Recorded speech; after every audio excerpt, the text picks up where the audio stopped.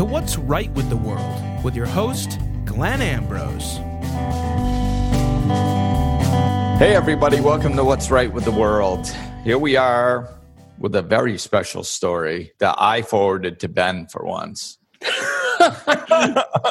Because usually Ben finds these stories. So Ben, tell us about this story that I forwarded to you that's super awesome and amazing. Sure. Well, this article comes from inspiremore.com.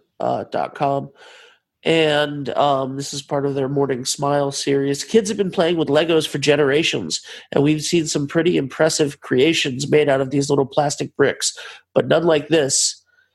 When David Aguilar was young, other kids made fun of him because he was born without a right forearm. Rather than being ashamed of being different, that's actually what inspired him. At age 9, he noticed a Lego helicopter he made gathering dust on the shelf. He took it apart and repurposed the pieces to craft a functional prosthetic arm for himself at age 9. That's unbelievable. Yeah, now he's 19. He's a bioengineering student, and he has a mission to design affordable prosthetics for other people like him. And there's an awesome picture in the article of him with his prosthetic arm made out of Legos. It's a really ridiculously awesome story.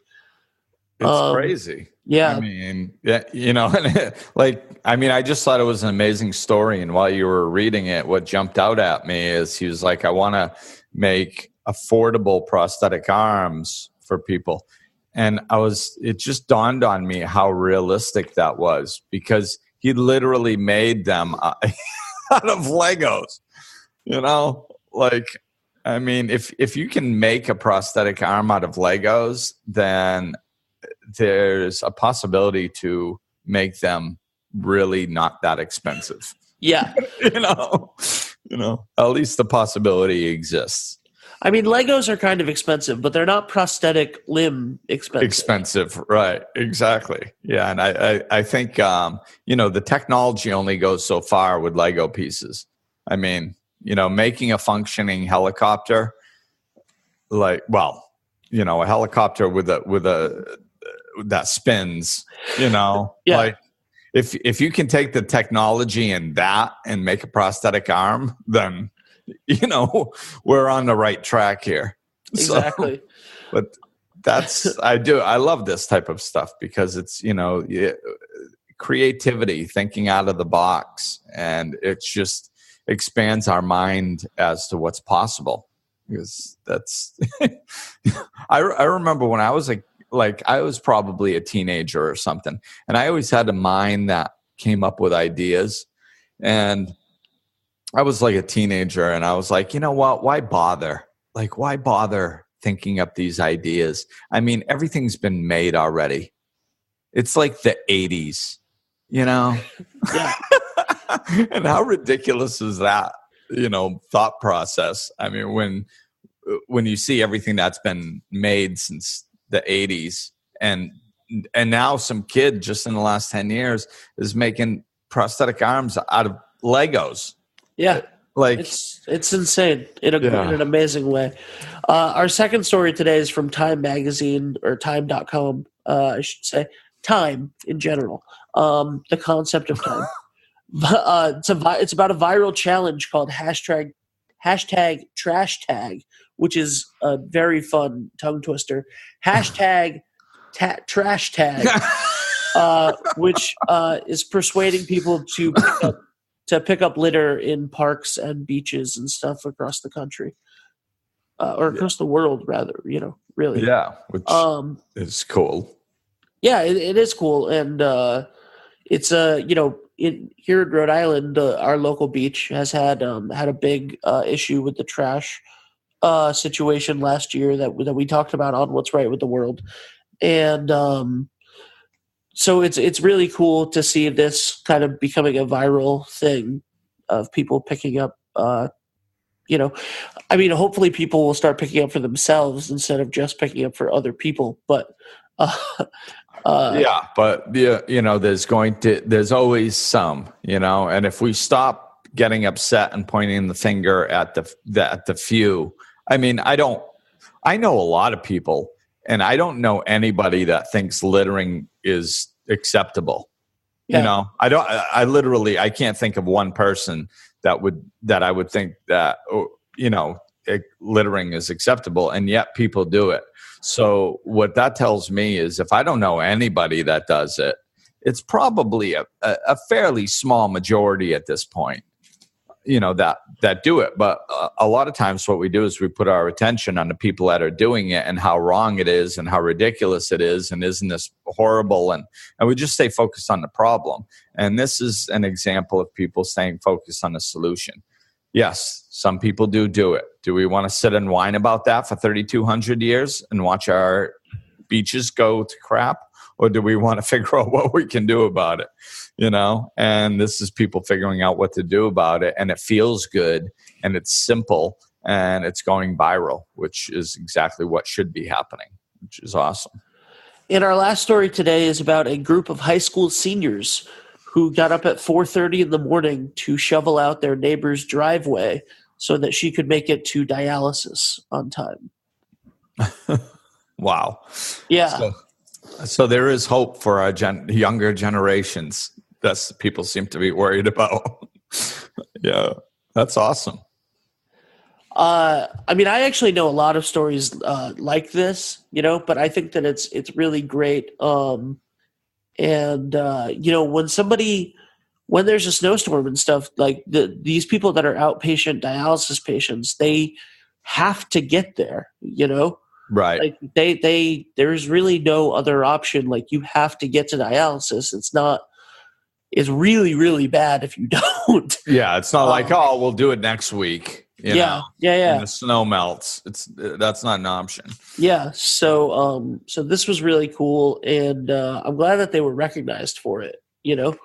Yeah. Yeah. And that's part of what I want this show to do, is recognize people and get the word out there. And I mean, you know, these kids, if these kids did that for somebody, they're going to get the rewards themselves. Like they're going to feel good about something that they did. They're going to learn the lesson and come to the understanding that it's possible to make a difference in this world and to help other people, and they're capable. And like, so they're going to get the rewards because they're the ones that actually did it.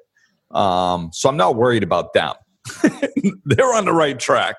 I want to put the spotlight on it so it expands to the rest of the world, you know, the rest of us out here, and seeing all these examples over and over and over of how easy it is and how you can do something in your community and how many different ideas it is. And that, you know, and if in the beginning somebody wants to do it to get recognized, fine.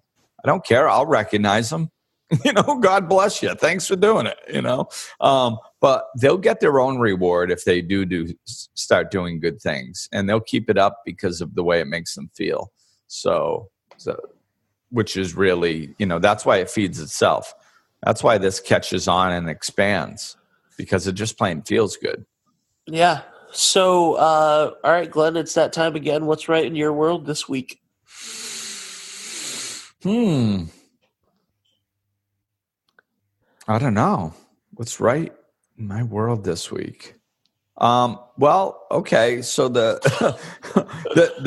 thing that's really forefront, I think, is faith is okay. So yesterday I went to take her out, and all of a sudden she couldn't put any weight on her front paw. So of course I got worried, and I was like, you know, I mean, I've had dogs before, and I've never had this happen to where it really seemed like it was bothering her a lot, you know. So of course, yeah, I got worried and took her to the vet and took x-rays, and everything was fine. And by the time I got home, well, shortly after we got back, she's running up the stairs, and I'm like, okay, well, I guess, you know, maybe I should have been a little bit more patient instead of rushing off to the vet. But like I said, it took me by surprise. I had never seen one of my dogs do this so dramatically, you know. So I figured something was wrong. But yeah, that's really what's been buzzing around me for the last day. since yesterday afternoon. It's like, boy, I'm really happy that she's okay. And, this morning I take her outside and she shoots off after a squirrel. I'm like, well, okay, doing Mach 10. I'm like, okay, I guess she's better. I was going to try to rest her for a day or two.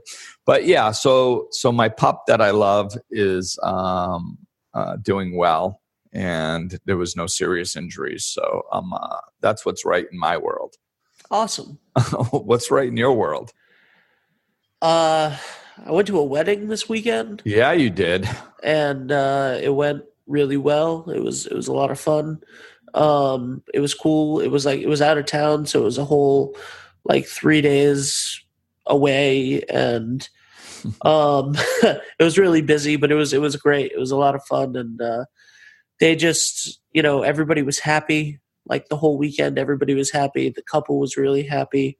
Mm-hmm. Things just went really well. So it was really nice. Got to see a lot of old friends. Nice. Yeah, and you officiated that wedding. I did officiate the wedding, and that went really well, and everybody seemed to like it. So it was good. Awesome. Yeah, that was a big weekend for you. Yeah, definitely. So you teased something last week on What's Right with the World, and I was wondering if you wanted to talk any more about it at the end here, or if you want to save that for next week.